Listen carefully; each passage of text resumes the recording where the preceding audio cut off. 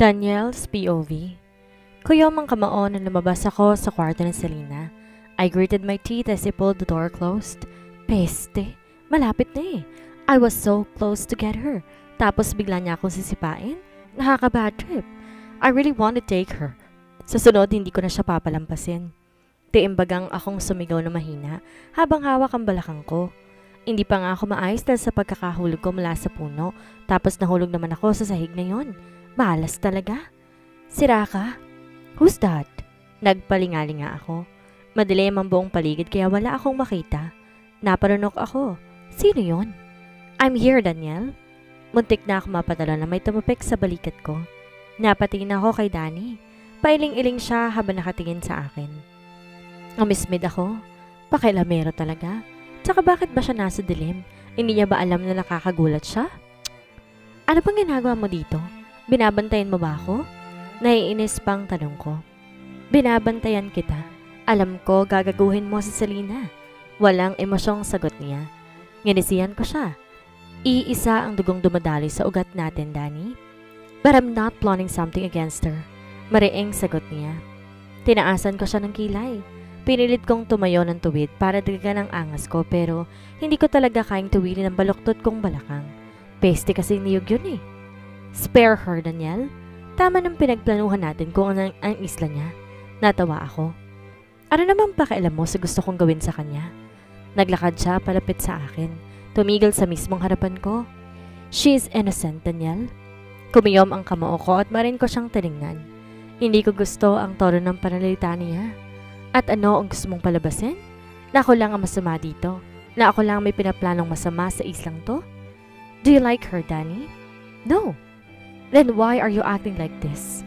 Hindi ba't ikaw naman na may gusto ng islang tong bilhin natin? Pagkakataon na to. Peste lang kasi. Kala mo kasi malinis kung tutuusin, masalang pambitukan niya kaysa sa akin.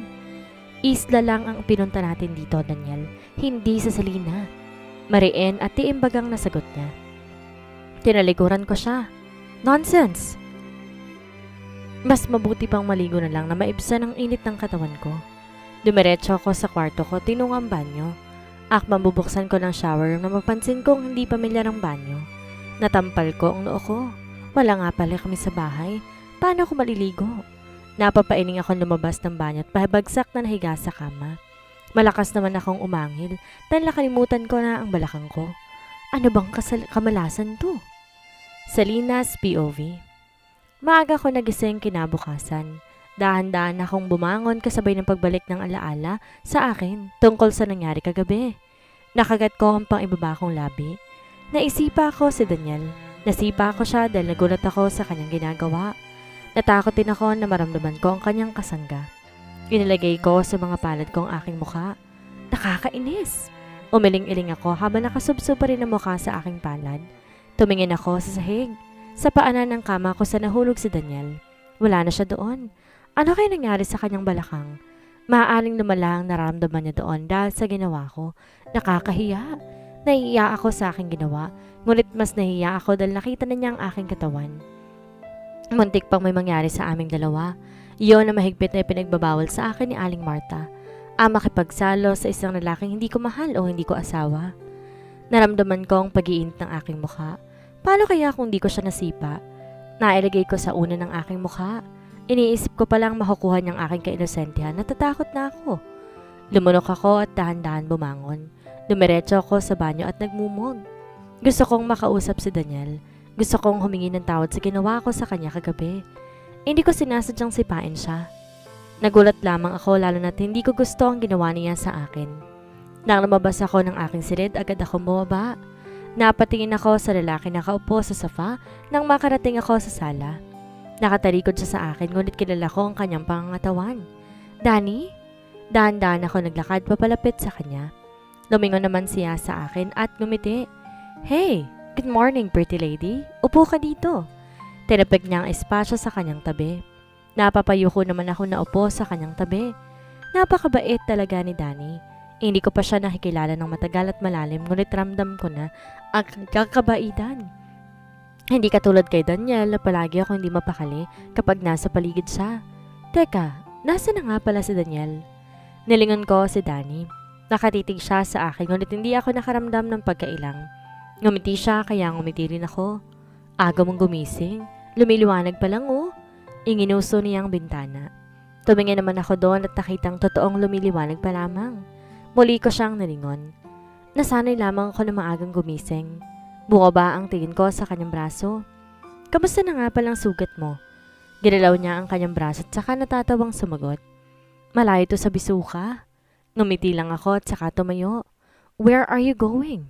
Tanong niyang muli na pumigil sa akin sa pagsasalita. Magpapaalam pa lang sana ako, ngunit nagtanong na siya. Mabuti na lang at tinuruan ako ni Aling Marta ng lengguaheng Ingles. Magigib ako ng tubig at magdidilig ng mga bulaklak at halaman. Tumayo ang lalaki. Sasamahan na kita. Naku, wag na. Baka lalong lumala ang sugat mo sa braso. Mahina siyang tumawa. Serena, kanang braso ko lang ang nasugatan. Kaya, no igalaw kong kaliwa ko, tsaka gusto kong maibilibot itong isla. Tinitigan ko siya. Tsaka walang kasama si Daniel. Baka hanapin niya kami. Nasaan nga pala ulit ang kapatid mo? Danny? Lumingali nga ako pero muling tinoon ang atensyon sa kanya. Nasaan si Daniel? Bakit di siya nakikita? Maayos lang po ba? Sunod kong tanong dahilan para matawa siya. Lumapit siya sa akin at pinisil ang ilong ko. Nanlaki ang aking mga mata. Bakit yun ginawa? Mahina siyang tumawa. You are so cute. Nasa kwarto si Daniel, tulog pa. Ayaan mo niyon, tayong mag-igib. Inawakan niyang aking braso at saka ako sinimulang hilahin palabas. Ngunit tumigil ako at pinigilan din siya. Sandali lang, Danny. Nilingon niya ako. Why? Wala tayong dalang balde. Nangunot ang kanyang noo at binitawan ng aking braso. Balde? Ngumiti ako. Hindi siya pamilyar sa salitang aking ginamit. Timba? Natatawang sabi ko.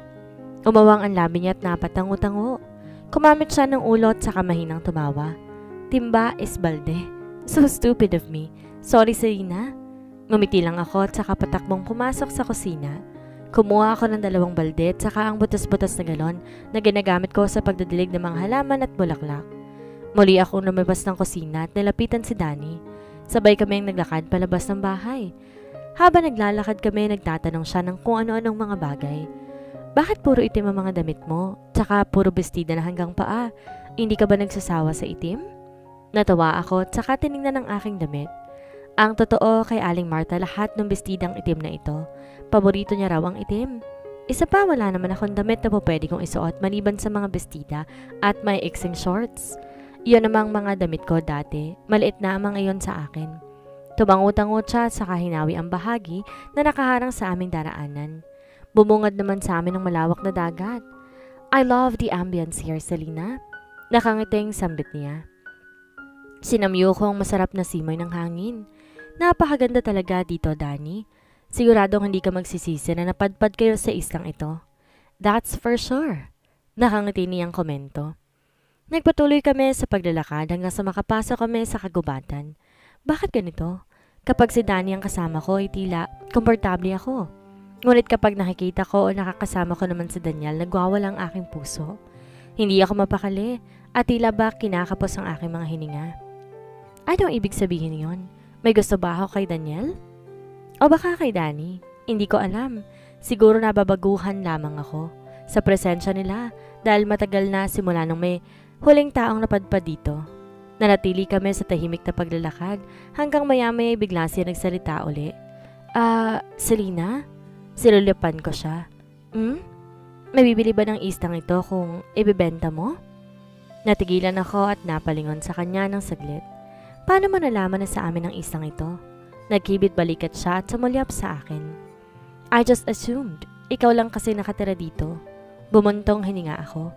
Mahigpit ay pinagbilin sa akin ni Aling Marta na huwag kang ipagbili ang islang ito. Ang sabi niya masasaktan ng mga magulang ko kung ipagpibili ang balde na hawak ko. Tamang-tama kasi na dumaan kami sa tapat ng balon. Hindi ko ipagbibili ang isla. Danny, napakahalaga ng islang ito sa akin. Dito ako pinanganak at sobrang dami kong alaala sa lugar na ito kasamang aking pamilya. Tilitigan niya ako. Hindi ko maintindihan ang sinasabi ng kanyang mga mata, ngunit may bakas ng lungkot doon. Siguro nalulungkot siya para sa aking kapalaran. Is that so? Paano kung kailanganin mo ng malaking halaga at may interesadong tumulong sa'yo kapalit ng islang ito? Muli niyang tanong. Nginidian ko siya at saka ko hinawakan ng malaking batong tumatakip sa balon. Tinulungan naman niya akong iusog iyon. Hindi ko ipagpapalit sa kahit anong bagay ang isla, Danny. Isa pa, hindi ko naman kailangan ng pera eh. Tinitigan niya ako dahilan ng biglang pagkailang ko. I admire you for that, Selena. Nang pabalik na kami ni Danny, tig-isang balde kami ng bitbit. Tahimik kami habang naglalakad. Di na rin ako nagsalita pa dahil di naman siya nagtatanong. Hindi kaya nasa haunted island tayo?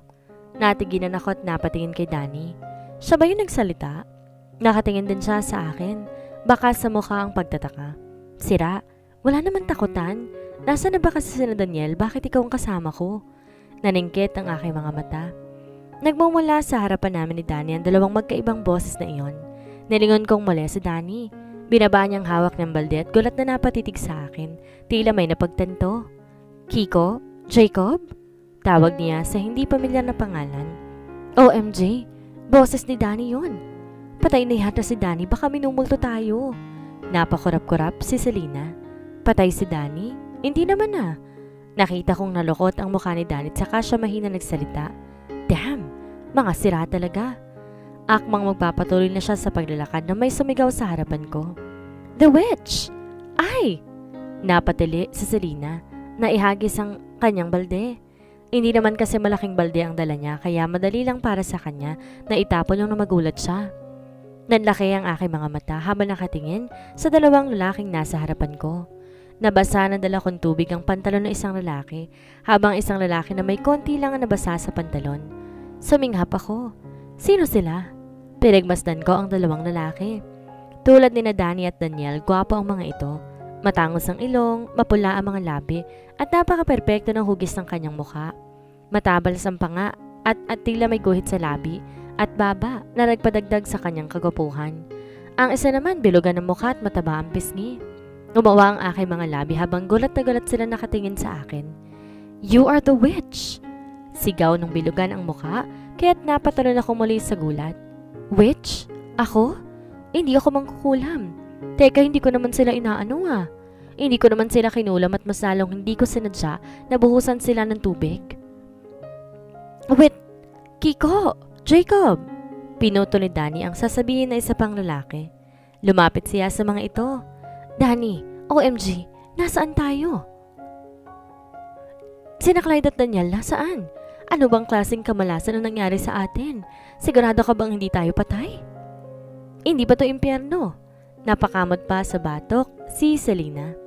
Bakit naman niya naisip na impyerno ang lugar na ito? Napakaganda ng lugar na ito para maging impyerno. Napakamot ng batok si Selena. Stop acting like a gay, Jacob. Para ka talagang sintu-sintu. Iritadong sabay ni Danny sa lalaki. Jacob pala ang pangalan ng lalaking mataba ang pisngi. Nagkamot ang ulong lalaki nagngangalang si Jacob. Nasaan na ba kasi tayo? Sina Daniel nasaan? Inulit mo lang yung tanong mo kanina eh. Tatamaan ka talaga sa akin.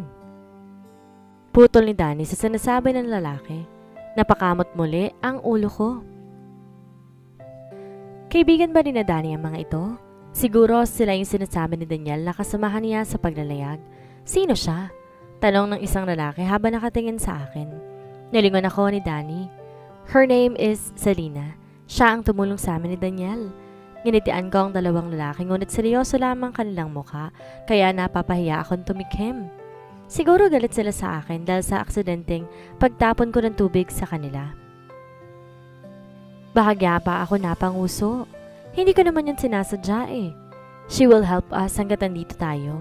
Dugtong pa ni Danny. Tumango ang isang lalaki, samantalang tumitig naman. Sa akin si Jacob. Naglakad siya palapit sa akin ngunit bigla ring natigilan at pinasadahan pa nga ako ng paningin. Unti-unting nanlaki ang kanyang mga mata na ipinagtaka ko. Umatras siya at tigyog ang balikat ni Danny. Bro, siya yung batang Sanchez. Baka kinukulam ka niya. Nasaktan si Selena sa kanyang sinabi, bagamat hindi niya maintindihan ang nais niyang iparating. Nilingon ko si Danny. Mariin ang pagkakatikom ng kanyang bibig. Hindi gumagalaw ang kanyang mga panga. Napatingin naman ako sa isa pang lalaki na sikuhin nito sa Jacob na nasa gitna nila ni Danny. Nilapitan ako ni Danny at hinawakan sa balikat. Selena, pasensya na kay Jacob ha. Tumama kasi ang ulo niya sa bangka nung hampasin kami ng alon. Tumama ang ulo? Diba si Clyde yun? Hi Selena. I'm Kiko. Pasensya ka na kay Jacob ha. Nabagok talaga yan eh. Napakurap-kurap ako habang nakatngiti. Gayong sinisigawan niya ako. Batid kong galit siya at napatunayan ko yun sa taas ng kanyang boses kaya nakakonsensya ako. Yumuko ako. Paumanhin kung nabuhusan ko kayo ng tubig.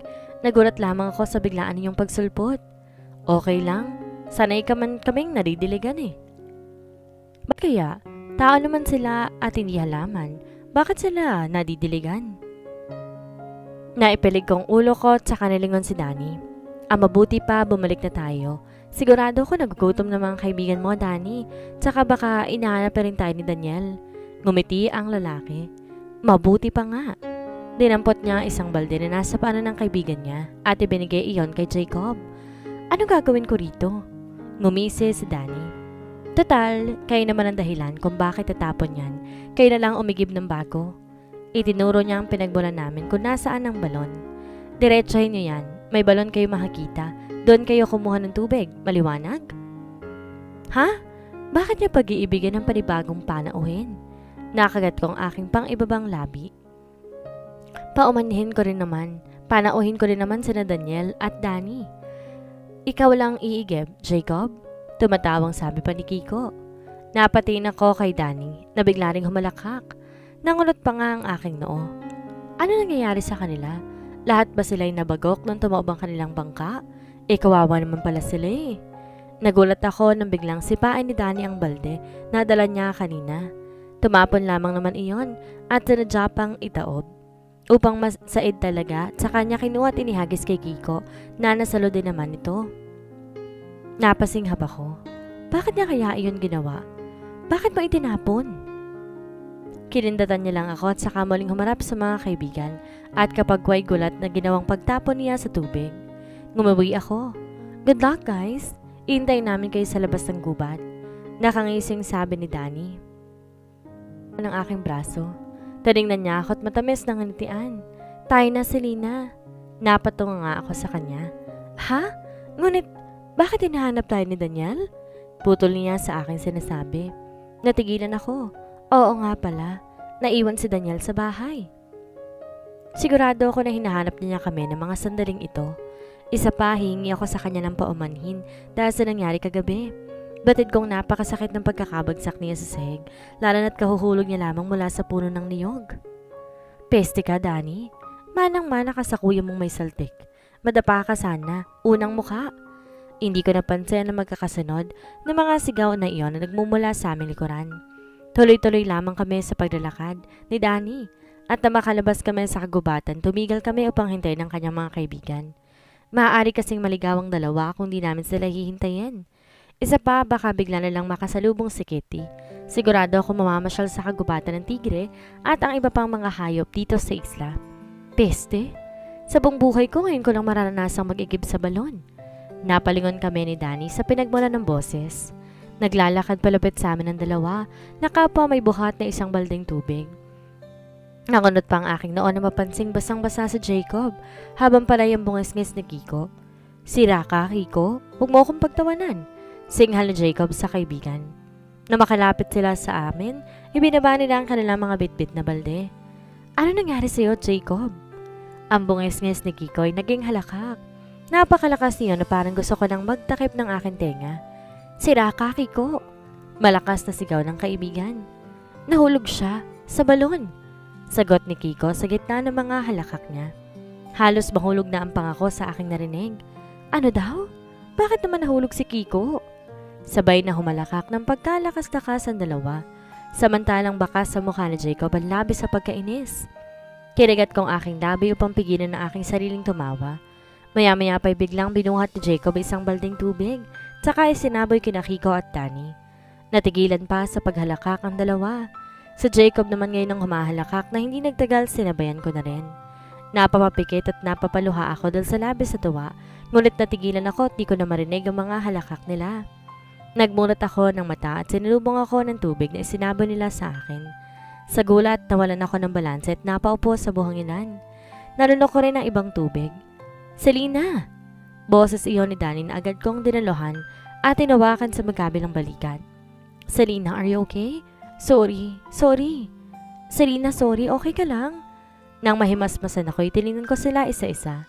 Ilang sandali pa'y muli akong humalakak na hindi nagtagal, sinabayan nila habang ginugulo ang aking buhok. Nagtawanan kaming apat dahil sa mga kabaliwang pinagagawa nila. Napakasarap talaga sa pakiramdam kapag tumatawa. Sana palagi na lang akong ganito. Sana mas maging mapalapit kami sa isa't isa. Sana dito na lamang sila. Sana hindi nila ako iwan. Mama, Papa, Aling Marta, nakatagpo na yata ako ng mga kaibigan.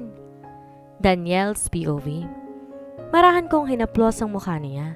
Damn, sobrang kinis. Hindi ba wala sa isip ko maganda niyang labi. Iyon ang aking pantasya at sasakupin kong lahat sa kanya. Danielle? I froze. Napakaganda. Marahan kong hinila ang kamay niya. Marahal kong pinisil ang makinis niyang kutis. Tinulak ko siya sa kama at pumesto ko sa harap niya at kaagad ko siyang hinagan. I opened my eyes.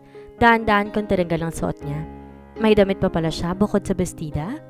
Danielle, bulong niyang nakakaakit. Ngumisi ako. Namaalis kong lahat sa kanya ay sobra ako namangha. Akin lamang siya. At sinimulan ko ng paghinhawain ng pagkatao ni Selena. Maya-maya ang dalaga naman ang gumawa ng paraan para mapasaya ako. Tama yan, Selena. Mabaliw ka sa akin. Mabaliw ka hanggang sa mapasunod kita. Nanlaki ang mata ko na maramdaman ang basa sa pantalon ko. Wala akong suot na pang itaas at pawis na pawis ako. Hindi makapaniwalang tinignan ko ang pantalon ko. Nagkaroon ba ako ng basang panaginip? Ayos ka lamang ba, Danielle? Nahulog ako sa kama na marinig ko ang boses sa Selena sa kanan ko. Oh my! Galit na sinuntok ko ang sahig dahil sa pagbagsak ng balakang ko na masakit pa rin. Pero napaangil akong muli na masaktan din ang kamao ko. Pesting buhay to, oh. Tinulak ko ang kama. Natamaan naman sa Selena sa tuhod. Dahilan kung bakit nawalan siya ng balanse at bumagsak ng patalikod sa kama. Nanlaki ang mga mata ko at nanubig ang bagang ko na sumakit sa paningin ko ang harapan niya. Umawang ang labi ko. What the? Dahan-dahan ako nagangat ng tingin para tingnan ang mukha ni Selena. She is staring at me, shocked.